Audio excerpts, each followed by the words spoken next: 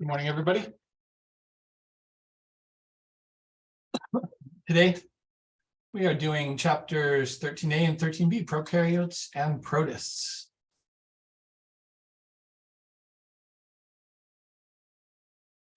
Good morning, Bella. How are you?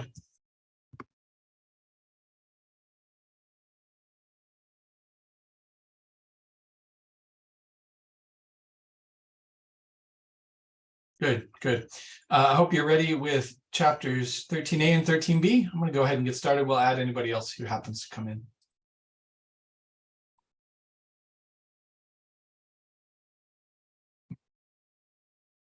Oops, this should say 13.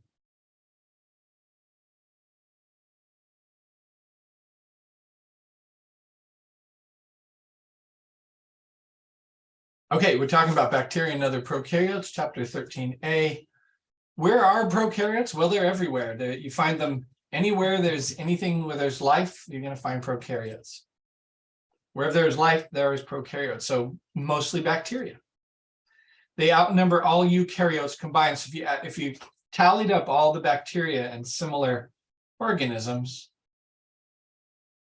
prokaryotes, you would get many thousands of times the total number of eukaryotes, which includes us. So we're not as common as bacteria, believe it or not.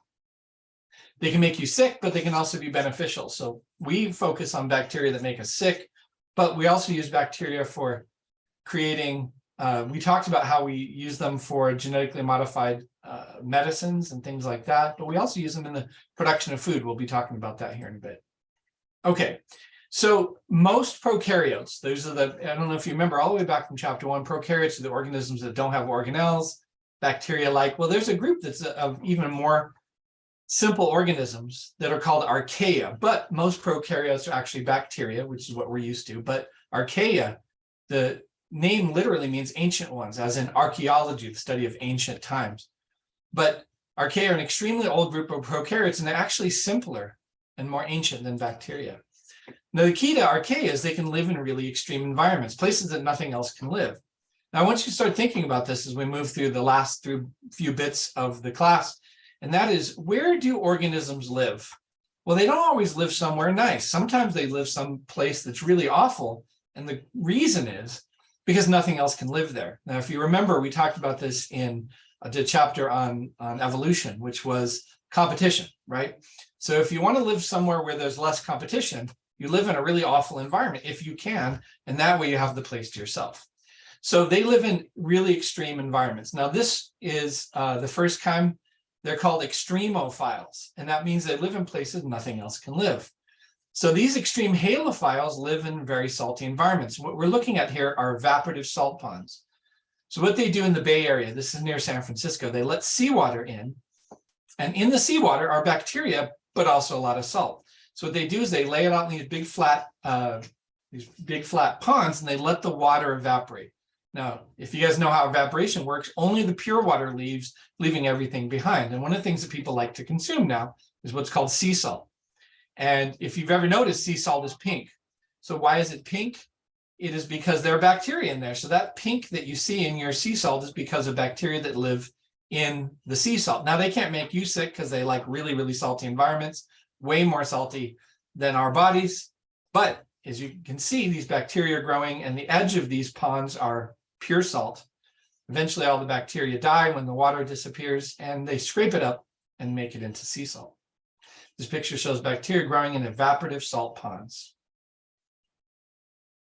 Okay, so this is a figure from your textbook. It shows bacteria living in cyanobacteria, which are photosynthetic bacteria, in the spring are green. As water flows down the heat gradient, the intensity of the color increases because cell density increases. So the idea is when you're really close to the super hot water, there's fewer of these bacteria because it's too hot. But as you move a little bit further away, more and more of them that can live. The idea is that they can handle really hot water when most organisms can't. So extreme thermophiles, thermos as in heat, they like hot water like these hot springs. So these are hot springs, and these are bacteria. And this is a picture from your text. Methanogens inhabit the bottom of lakes and swamps. So what do they do? Well, when dead organic material like leaves or anything that's in the water die, it sinks to the bottom, starts to decompose. As they decompose, these bacteria produce methane, which is flammable, potentially that could cause a fire. They produce the gas methane that rises to the surface as bubbles. This is the same gas that comes out of the backside of us when we pass gas. So that's why we pass gas, because we have methanogens in our colons. All right, this is a picture from your text again. This is an image of a prokaryotic cell. They lack a nucleus, but that doesn't mean they lack DNA. Just because you don't have a garage to store your car doesn't mean you can't have a car. So they have DNA, but they don't keep it in a nucleus. They lack other membrane-enclosed organelles. If you remember, back in one of our earlier chapters, we talked about how we have mitochondria, plants have chloroplasts, other membrane-bound organelles. Bacteria don't have that. They can do the same things. They just don't store it in an organelle. They have cell walls on the outside of their plasma membranes, and the most common cell wall is made of a chemical called peptidoglycan.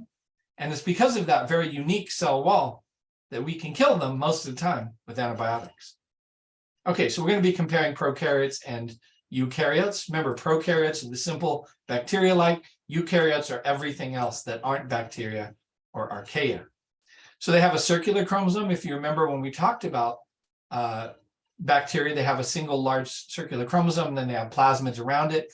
They don't have histones. Now, if you remember back when we were talking about mitosis, there were histones with these little purple circles, and that helped organize the DNA. Since their chromosomes are so short relatively, they don't need the histones to organize their DNA. They don't have organelles, mitochondria, etc. And they have a thing called a peptidoglycan cell wall. This is different than the cell walls that you find in plants. So let's go through plants. Oh, sorry. The last thing I want to talk to you about is binary fission. Now, we did talk about mitosis, how cells divide, but mitosis is only how cells divide in the eukaryotic kingdoms or domains. In bacteria and archaea, they use a process called binary fission. Now, please note, binary fission is similar in some ways to mitosis, but there's a review question that says binary fission and mitosis are basically the same thing. That is false. Just because something has some similarities doesn't make it mostly the same.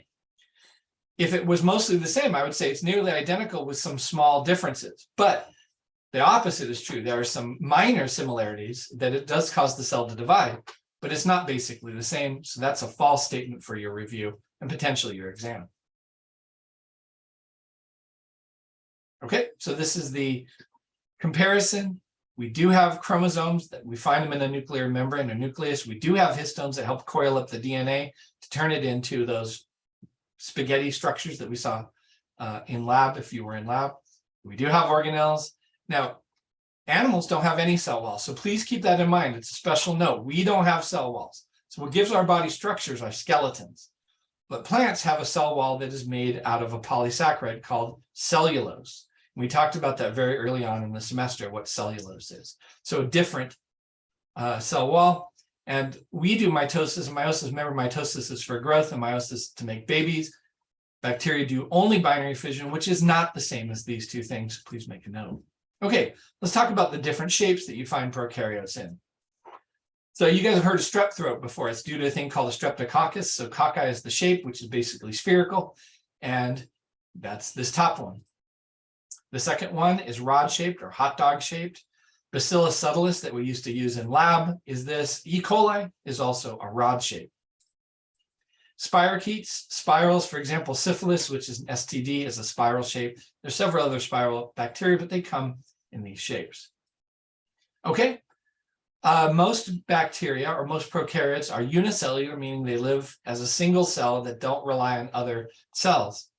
And they're usually very small. Some prokaryotes, though, form true colonies, as you see up here. This is a colony. Show some specialization of cells, so some prokaryotes do create a reproductive cell.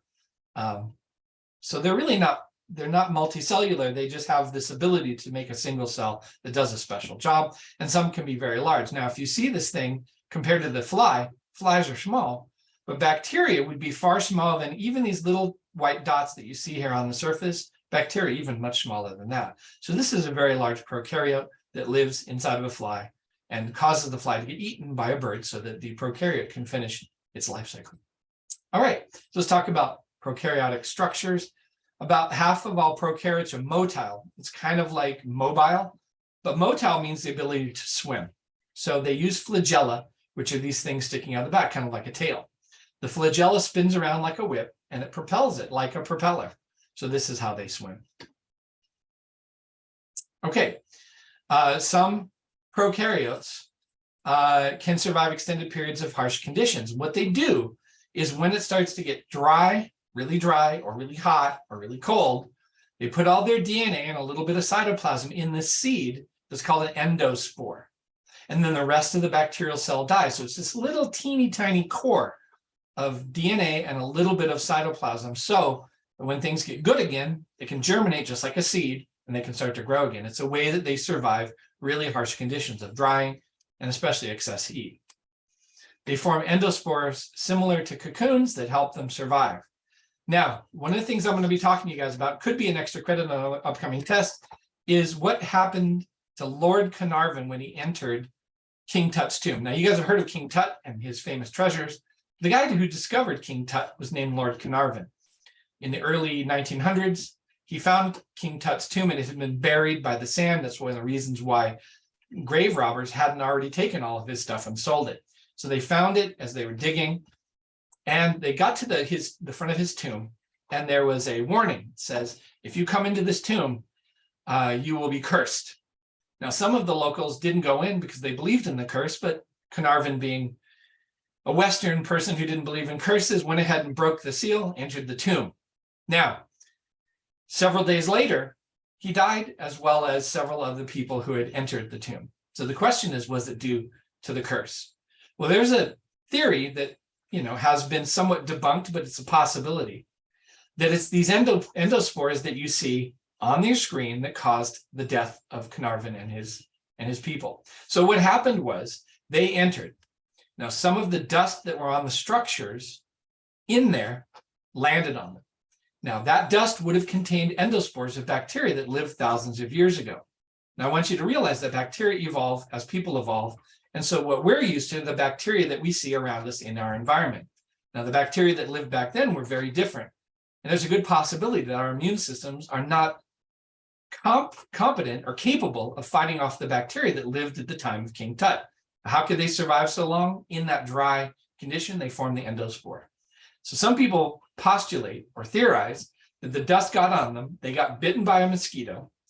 What do you do when you get bitten by a mosquito? You scratch, and if you scratch enough, you break the skin.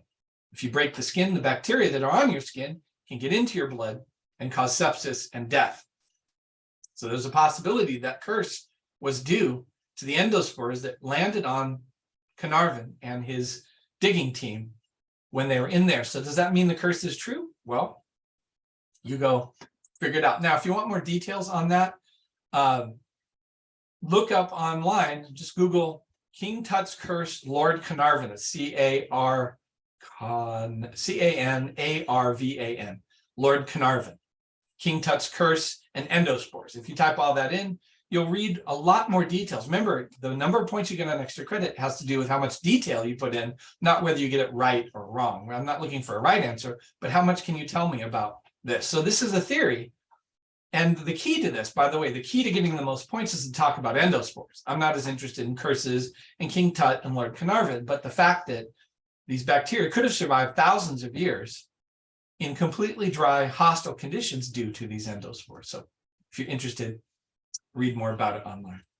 All right, binary fission. Now, I said there's some similarities, but it's not the same as mitosis. Most prokaryotes reproduce by binary fission at very high rates if conditions are favorable. So that means plenty of food, warm environment, etc. Binary fission is not the same as mitosis. It has some similarities. So when I ask the question, is it basically the same? The answer is false. It is not. What steps in the structure are missing from these cells that you would find in your own during mitosis? But do you remember centrioles that help organize the spindle apparatus? And then we have an equator. All of those structures that help with dividing a cell like ours are missing here. So it's very different. Okay, bacteria that cause disease. Now, if a microorganism makes you sick, it's called a pathogen. Pathos means disease, and gen, as in generate or genesis, means to begin. So these are organisms that begin or start disease or cause disease. Are bacteria and other microorganisms that cause disease. So we'll be talking primarily in this lecture about bacteria that make you sick. But in the next lecture, when we talk about eukaryotic protists, there are some protists that can also make you ill. Not all, or even most bacteria cause disease. This is a question on the test. Now, we tend to focus on bacteria that make us sick because we don't care about bacteria that don't. We only care about ourselves. How does this organism affect me? So we tend to think bacteria make you sick.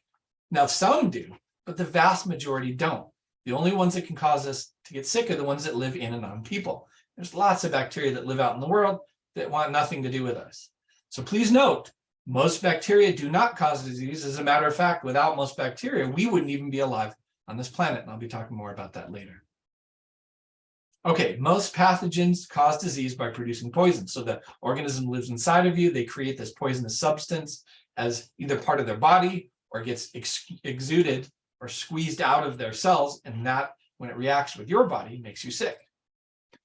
Now, the first type of poison that comes from a bacterium is called an exotoxin. Exo means outside. So these exotoxins are poisonous proteins secreted by bacterial cells. These are living bacterial cells that are doing their normal cell metabolism, and their byproducts of their metabolism are poisonous and make you sick. Okay, so that's a living cell producing a substance that leaves their cell, goes into your body, makes you ill. Now, the difference here is called endotoxin. That means inside. So the toxin is now inside the bacteria. It's part of the bacterial cell wall, usually. Are chemical components of the cell walls of certain bacteria. Now, how do you get sick from that? Well, when the bacteria dies or it gets swallowed up by a white blood cell, those little bits of the remnants of the bacterium get released, and it's that pieces of the dead bacteria that make you sick. Turns out endotoxins are actually more toxic and more problematic than exotoxins. Okay, avoiding disease. Now, two ways to avoid disease are shown here, but they're not the most important ones. This is called sanitation, hand washing, and these are antibiotics killing bacteria. So one of the ways is sanitation, that is keeping surfaces clean. Now, we know how important sanitation was during the COVID outbreak, and you're supposed to wash your hands a lot. Now, COVID is a virus. We're not talking about viruses in this chapter. And we'll talk a lot about viruses and microbiology if you take that with me. So sanitation means basically getting rid of pathogens on surfaces, either yourself or on surfaces like countertops or implements. Now, another thing that you can do to get rid of disease caused by bacteria is antibiotics. The problem with antibiotics is that we overuse them and the bacteria develop resistance or immunity to them. So there are bacteria now that if you take antibiotics, it's not going to do anything to them because they have beaten it. Now, why has that happened? It's because we've overused overused antibiotics and let people take them at home. It's a whole big problem. If we do that in lab, I'll tell you all about antibiotic resistance. Now, these two are useful, but they're not the most important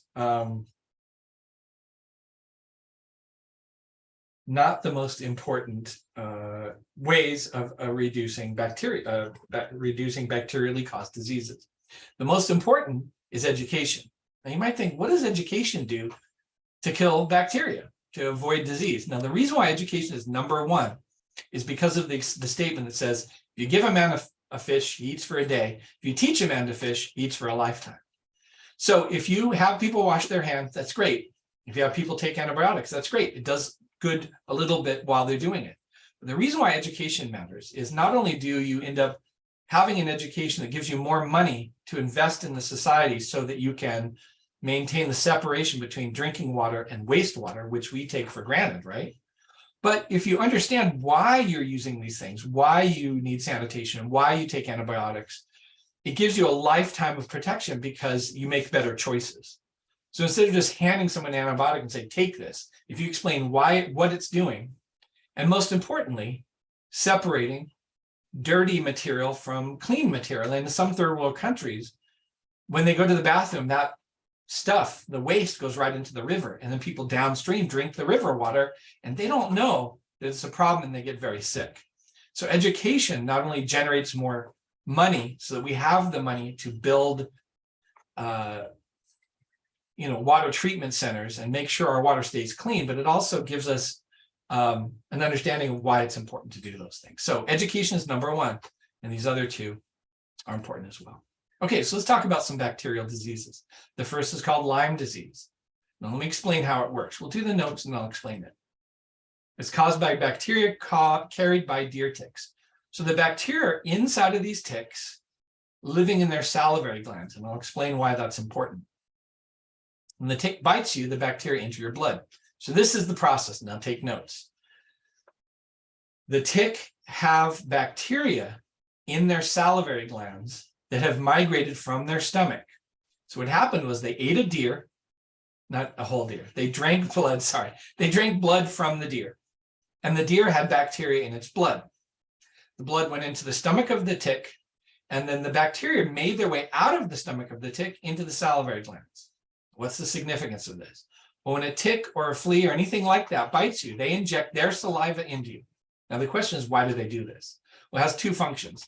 It's an anesthetic and an anticoagulant, because the two things that they don't want to happen while they're biting you and sucking your blood is for you to feel it. That's the anesthetic. And they don't want your blood to clot so that they can finish their blood meal. So when they inject their saliva into you, not only do you not feel it, but the blood keeps flowing. Now, when they inject that saliva into you, it's full of bacteria, because that's what the bacteria do. They make their way from the stomach of the tick into their salivary glands, and the saliva goes into you when they bite you. That makes you sick. So where'd they get it from? These deer. Now, these deer often have these bacteria in their blood, but it doesn't make them sick because they're used to it. They carry it in their blood. It's called a reservoir of bacteria. So it goes from the deer to the tick, and then the tick jumps on the person as they're hiking through the forest. Now, when the bacteria start to grow, it forms what is called a bullseye rash, and you can understand why it's called a bullseye rash. It spreads out here. And the question is, why didn't the person get to the hospital sooner? Some people say because they didn't have insurance, which is a terrible reason not to go to the hospital. But, if you don't have the money, you don't have the money. But the more logical explanation is, where would you get bitten by one of these ticks if it was drinking blood from a deer? Well, it'd be out in the forest. And if you're out in the forest, you may have to hike out several days to get to a hospital, or you might not even know you're sick until several days in. And then when you hike out, you would have this bullseye rash. Now, the key to Lyme disease is it has to be treated aggressively as soon as you know you got it, because if it becomes chronic, it can make you sick for the whole rest of your life. And you can't get rid of it if you don't get rid of it pretty quickly. So it's really important to get it treated because you don't want it to be chronic. All right. So now we talked about how bad some prokaryotes can be. They make you sick. But prokaryotes can also be really important in chemical cycles in the environment. We talked about this way back in chapter 1. We talked about nutrient cycling in the environment. The idea is that when something dies or we give off waste to the environment, you have to break that dead material down, or that waste material down, so it can be used by plants and other photosynthesizers to make more living tissue. Without bacteria, the material inside dead organisms could not be reused. So if the original organisms, if there weren't bacteria to break it down, would have just mummified on the surface. Remember, things don't decompose without bacteria and fungi. So the bacteria break down dead living tissue so that it can go into the soil and the plants can use that material to make food for the next generation. So we do need prokaryotes, and we need them a lot more than they cause problems. Okay, so what is bioremediation? Well, remediation means to fix, and bio, I hope you guys know, means life. So instead of using technology to fix a problem, you use living organisms to fix a problem. Okay, so we can use bacteria, prokaryotic decomposers, in sewage treatment, and I'll show you how that works. And the idea is, when you flush the toilet, it doesn't just magically disappear. It doesn't go off into some magical realm. It goes into the sewer. Now, in my house, it goes into what is called a septic tank, but the idea is basically the same. The bacteria that live in that tank or live in the sewage treatment, what they do is they convert your waste materials into non-harmful materials that then can soak into the ground and become groundwater. Now, it doesn't sound appetizing, but that's how sewage treatment works. So let me show you how this works. So liquid waste come in. The idea is in in sewers as well as in the, well, mostly in sewers, they have what are called settling tanks. And the solid material goes to the bottom and the liquid goes through this tube here.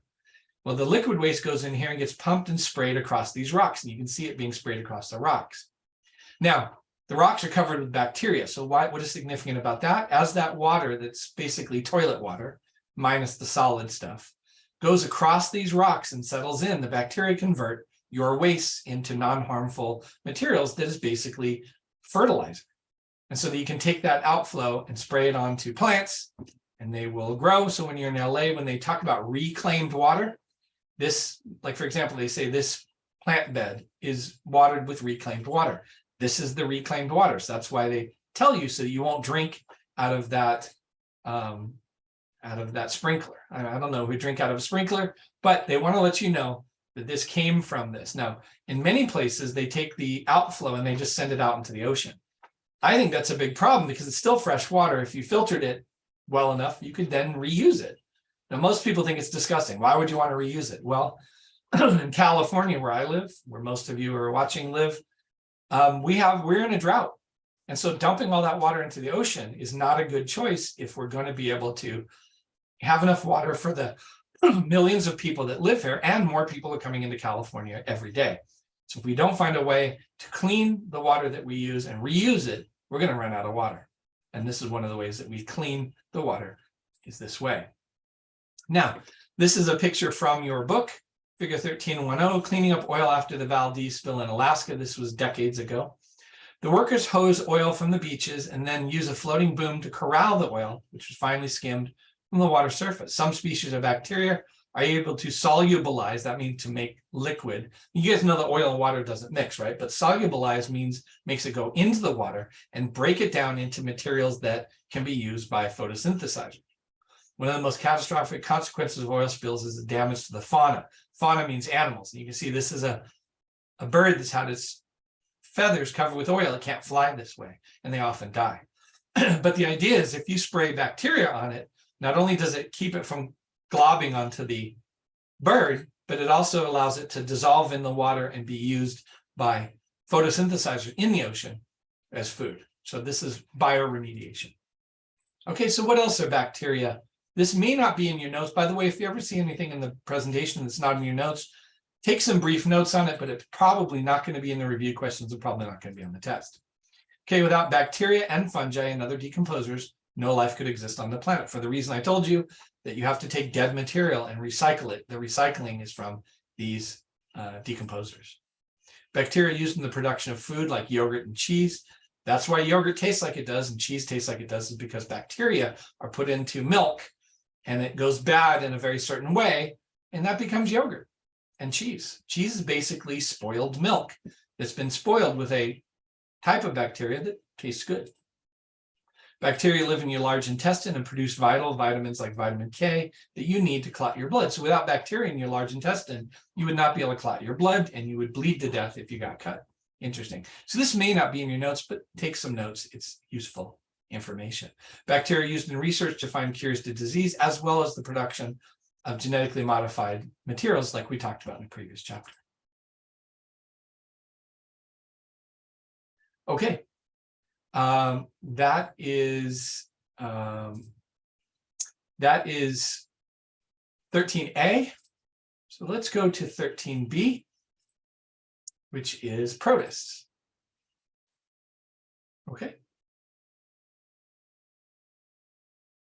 Okay, here's some images from your text. This is a picture from your textbook, and it talks about the different kinds of protists. So figure 1313, protists range from the microscopic single-celled Acanthus terfaceae. This is acanthus. This is a part of the plankton that lives in the water. And the cilia tetrahymenia thermophilia. So this is a cilia. Each of these little hairs is what is called a cilia, kind of like a flagellum, but smaller. And the enormous multicellular kelps, chromoviliolata, that extends for hundreds of feet in underwater forests. And this, we have these underwater forests off the coast of, it's Microcystis is the genus name, and the chromoviolata, wow, that's a new one, is the species name. And so these underwater forests allow fish to live in there, as well as lots of other organisms. And we need them in California. All right, let's talk about what is a protist. So all protists are eukaryotic. That means they have organelles like us. And they're not just like us. Obviously, a kelp and a protist is not like us, but their cells are more similar to us than they are to bacteria. Most are unicellular, meaning they live by themselves, and aquatic, which means they live in the water. That would either be fresh water or salt water. Unicellular means by yourself, aquatic, in the water. Some form colonies. Now, believe it or not, the kelp, those kelp plants that, well, they're not plants, they're protists. They're actually a really complex colony. They're not a multicellular body like you would find in a proper plant. And when we look at plants in an upcoming chapter, I'll show you the difference between a colonial protist like kelp and a proper plant. By the way, most of it has to do with living in the water versus living on the land, believe it or not. Some can make you sick. Okay, protozoans means primitive animal-like thing. For example, you guys know the word zoo means a place you go to see animals. So that's zoo or zoo, as in zoology, the study of animals. So proto means very primitive, and zoo means animal. So these are animal-like protists because they eat food, live primarily by ingesting food. Now, some can photosynthesize, but they all have the ability to grab hold of little particles of food and eat it like we do. Some, like the euglenoids, which is down here at the bottom, they photosynthesize, but also find and ingest food when light is scarce. So the question is, when do they switch from eating to photosynthesizing? Well, they switch when the light levels change. So when the light goes from bright to dim, they start eating food. When the light levels go from dim to bright, they start photosynthesizing. So they're basically like hybrids. They eat and they photosynthesize. So that's one of your review questions. When do they switch? When the light levels change. Okay. So this shows you how a protist eats. This is from your book. A food particle comes into this, what is called a food vacuole. And then it forms a little bubble, which is called a food vacuole. And then this lysosome containing digestive enzymes fuses with it. And then this food particle gets broken down. The protist absorbs this food and then dumps the waste out. This is a figure from your text. This is how protists feed. Okay, protozoans include flagellates. Now, if you see, most of these are red blood cells. The circles are red blood cells, but these little purple guys that have tails called flagella are called flagellates because they have flagella. One type of flagellate is the organism that causes African sleeping sickness. And so you can see it here and you can see it here. Now, how do you get African sleeping sickness? Well, you get bitten by a thing called a tsetse fly. That's T-S-E, T-S-E, tsetse. Now, this fly bit this boy. And when it bit him, remember why insects or arthropods, other arthropods, have saliva that both numbs and acts as an anticoagulant. So this fly injected its saliva, which contained these little flagellates, into the boy so that it can continue to drink his blood.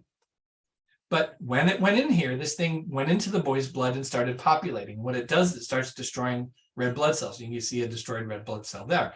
They start overpopulating and destroying. And as you have fewer and fewer red blood cells, you get sleepier and sleepier because you're unable to carry enough oxygen. And you can see the two different varieties. The light blue is through the center here, West African trypanosomiasis, because it's called Trypanosoma brucei. And then the orange is East African trypanosomiasis.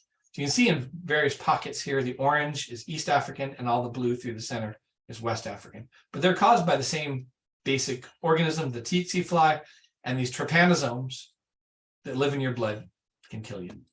All right, amoeba with pseudopodia. So they don't have real legs, they have pseudopods, which means false foot. So it looks like a foot sticking out, but it's just an extension of their cytoplasm. They ingest food by surrounding it and forming a food vesicle. These guys can make you sick. Amoebic dysentery is one of the questions I ask in your review. Amoebic dysentery, what causes that? Right here, amoeba. So amoebic means something caused by amoeba. Now, these are not photosynthetic. They just happen to be on a green background here. They eat food they cannot photosynthesize. Forams or foraminiferans live in the ocean. They're mostly photosynthetic. And this is a foraminiferan foram.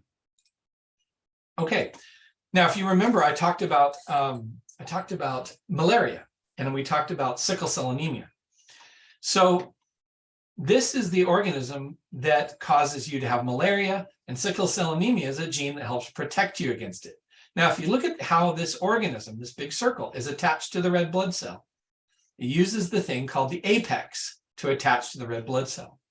So the person who has the hidden gene for sickle cell anemia, this apex right here can't attach to the red blood cell, so you don't get sick. If the apex can't attach because of the connection between the proteins on the apex and the proteins on the red cell, because of the fact that the sickle cell gene makes the protein slightly different, apex can't attach, you don't get sick, you get protected. But this is the organism that does it. Ciliates, this is a ciliate, again, not photosynthetic, but on a green background. The cilia are the little hairs that help it swim. The oral groove is where it takes food. Here's a little food particle. It's going to move it in through the oral groove, put it into a food vacuole, and then digest it, as I showed you on that previous slide. Good example is the paramecium, which does not photosynthesize and well known for its cilia that help it swim. So it's kind of like how flagella swims, but a whole bunch of little hairs that do this and help it move more like a blimp rather than a fish. Okay, slime molds, kind of nasty sounding structure, but what they do is they resemble fungi in appearance and lifestyle, but they're not fungus. Plasmodial slime molds can be large and they grow on fallen logs. So where they found this was under a log that had fallen on the forest floor. Because it's moist under there, this plasmodial slime mold is starting to break down the dead tree. And it looks like lightning, right? Well, that's how the cytoplasm works. It grows and it starts to produce digestive enzymes that help to very slowly break down this tree back into soil so that the forest can continue to thrive. Okay, algae are photosynthetic protists. So if you are primarily or totally photosynthetic and a protist, they're going to call you algae. Even the kelp is a type of algae. They're a major component of plankton. So if you're unicellular, you're going to be plankton. If you're colonial, you're probably considered kelp or seaweed. You guys have heard of seaweed before. Seaweed is primarily colonial algae, which is a type of protist. They produce most of the world's oxygen supply. And if you think, well, I thought it was the rainforest. Well, most people think that it's trees in the rainforest that do, and they do produce oxygen, but not most of it. And the reason is why? Well, think about what our planet is mostly covered with. It's not covered with forests, is it? It's covered with ocean. And because of that, if the plankton, the photosynthetic protists that live in our ocean die, that's most of our oxygen, and we are toast. So it's really important that we keep our oceans healthy by not dumping a bunch of nasty stuff in there, and by keeping the temperature of the ocean stable. If it gets too hot, many of these plankton will die. If the water gets too warm, they'll die. Not enough oxygen means we can't breathe. That would be a problem. But we also want to protect the rainforest because they also do produce quite a bit of oxygen, but not as much as the ocean. Okay, let's talk about some unicellular algae. And the first one we're going to talk about is called dinoflagellates. The prefix here means terrible, and here is flagella as in dinosaur, terrible lizard. And the dinoflagellate here, basically, what they're doing is they're producing poison that can kill you. So dinoflagellate is an organism that causes red tide or paralytic shellfish poisoning, as it shows right there. So what happens? Well, these over here, which are the dinoflagellates, when runoff from the land containing fertilizer from farms especially gets into the ocean, these things, being basically like unicellular plants, start to reproduce really, really quickly. And what happens is they start to produce a lot of toxins in the water, and that can kill fish. But more importantly, the clams and oysters eat these, and it doesn't kill them because they're used to it. So if you eat the clam that has been filtering this little organism out of the water and get that poison inside your body, you'll stop breathing. And if you stop breathing, that could ruin your whole day, couldn't it? So paralytic shellfish poisoning means all of your muscles stop, and your diaphragm, which controls your lungs, would stop. You would stop breathing, and that can kill people. Okay, so that's how it kills you. Diatoms over here are completely harmless. As a matter of fact, we use their dead walls in some of our materials. And so when these diatoms die, the glass, as you know, is not decomposable. It falls to the bottom of the ocean. If that happens enough, you get these really, really thick layers, sometimes dozens of feet thick or hundreds of feet thick. It's what's called diatomaceous earth. Now, if you've ever used Comet or Ajax, you know there's a grit in there. If you were to look at that grit under the microscope, this is what you would see. These little tiny glass shells that of organisms that lived many thousands or millions of years ago. And in addition, we take the same material and put it into a pool filter. Now, why would you use it in a pool filter? Each of these shells, not only are they tiny and they pack together, but they have little tiny holes through them, which act as miniature filters. So if you put this in a pool filter, you can filter out bacteria, algae, anything that you want so that the water in your pool is super, super clean. This is called diatomaceous earth. And the reason why they put it in Comet is it makes up the grit that scratches the surface to help get rid of whatever you're trying to get off of the pot or pan or other object. So these are unicellular algae. Okay, green algae. Here, by the way, unicellular and colonial, by the way, one of the review questions says there's lots of green unicellular algae. The answer is true. Okay, there's lots of them. It just doesn't say it on this slide. But yes, there are lots of green unicellular algae. Okay, seaweeds. So we talked about seaweed is a colonial photosynthetic protist, a large colonial photosynthetic protist. Are they good to eat? Well, it depends on if you like sushi. They're large multicellular marine algae. Okay, they live in the ocean. They grow on rocky shores and just offshore. So this shows you some seaweed growing on a tidal area. Now, the question is, if you normally like to live under the water, why would you live in a place where you're out of the water for a while? Well, the answer I told you before is lack of competition. Plants need water. Algae needs water.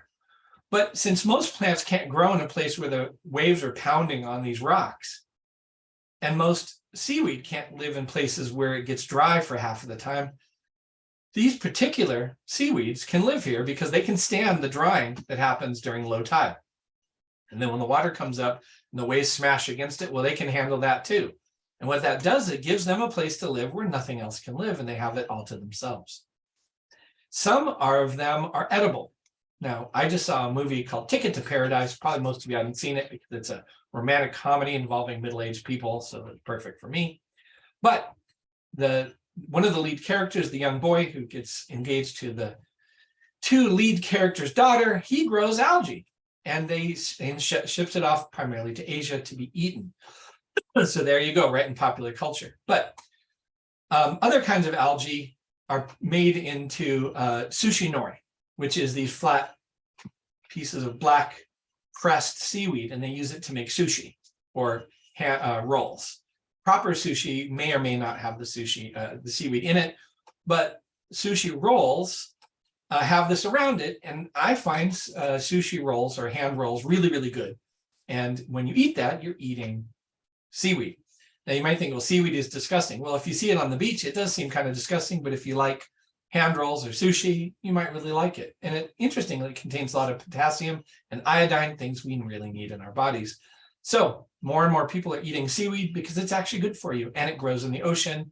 There's a lot of ocean. If we use more of the ocean to grow seaweed and eat that, then we may have an issue for the lack of food that's available, especially as we grow too many animals for food. They produce methane that warms up the environment, the atmosphere, global warming. I don't know if you guys are up on that. It is a thing, by the way. It's not a conspiracy theory. It really is happening. Okay, what are the major groups? What are the major groups of seaweeds? Well, we have green algae, red algae, and brown algae. The brown algae tends to be the kelp that I talked to you about, where the fish live. All right, I want to tell you a little bit about kelp. So one type of brown kelp is brown marine algae is macrocystis, and it has plant-like structures. It is not a plant. It looks like a plant, but it's not. Just because something looks like something doesn't make it a thing. But it has structures that are similar to plant structures. So for example, it has blades, which are these flat parts here. This is for collecting sunlight in the same way leaves do. It is not a leaf. It's a blade, which acts like a leaf, but it is not exactly like a leaf. And I'll tell you why it isn't when we get to the plant. A stipe, which is this stem-like thing that goes all the way down to the bottom. Not a stem, similar to a stem. And a holdfast, which is similar to roots. And you can see the holdfast is down here attached to a rock. Now the holdfast can't hold onto sand, because sand doesn't weigh as much underwater. Now, if you're wondering why, well, you notice you take anything underwater that's heavy outside the water, it's going to be a lot lighter. For example, you take a rock underwater, it doesn't weigh as much because the water around it buoys it up. So they have to attach to rocks. They can't attach to the sand because the sand isn't as heavy as dirt on the land. So they attach themselves to rocks. Now, here's something kind of interesting. Normally, you can't glue one object to another underwater. What these organisms can do is they produce glue that attaches their holdfast to the rock underwater. And for a long time, scientists were trying to come up with a glue that they could use underwater. So if you put glue on a surface and you went to stick it to something else, it would just come off because the water would get in between. But what scientists found was if they mimicked or simulated the same molecule that these kelp use to stick to rocks, you could glue stuff underwater. So now people who have to glue things underwater divers who are involved in construction, can just use this glue that was created by the kelp, and you can glue two things together underwater, which is another example of nature finding a way to fix something. So this is how they stay underwater, is that they glue themselves to rocks. None of the above structures has vascular tissue, which are tubular tubes that carry water. Why don't they need it? Well, they're already in the water, so they don't need it. But most plants, the vast majority of plants have leaves, stems, and roots that have tubes inside it that carry the water and sugar. And I'll talk to you about it when we get to the chapter on plants. Macrocystis, which is this large kelp that you see off the coast of California, also has small gas bladders, which are these bubbles here that are full of air. Now, why does it need the air? Well, the air helps it float to the surface. And what's up at the surface? The sun. Now, if you know that it gets kind of dark if you go deep under the water. So the question is, why grow in deep water anyway, then, if you want to be in shallow water? The problem with being in shallow water in the ocean is there's a lot of waves in shallow water, and that can smash these kelp and make them tossed up onto the beach, and that kills them. So they need to live far enough off of the coast so that the waves don't hit them, but they're also photosynthetic, so how do they get to the light if they're in 30 feet of water, which is away from the waves? Well, what they do is they grow up from the bottom and then out across the surface. How do they float? These gas bladders. What happens is when there's a big storm, that being 30 feet offshore is not enough because the waves are really big and it yanks them off the bottom and throws them on the beach where they start to decompose. And you say, ew, gross, right? But normally regular waves don't cause them to get yanked off the bottom and tossed up on the beach. So these gas bladders help it float to the surface. Now it's floating all along the surface, gathering light. And these things are pretty cool because they can grow up to 1 foot a day. So sometimes they're several hundred feet long. And it's a really great place for fish, otters, and other marine offshore organisms to live. There you go. Okay, so that is it for today. Oh, I forgot to see your comment. I'm fine, Bella. You said that way back when. But do you have any questions about what we just covered or what's coming up?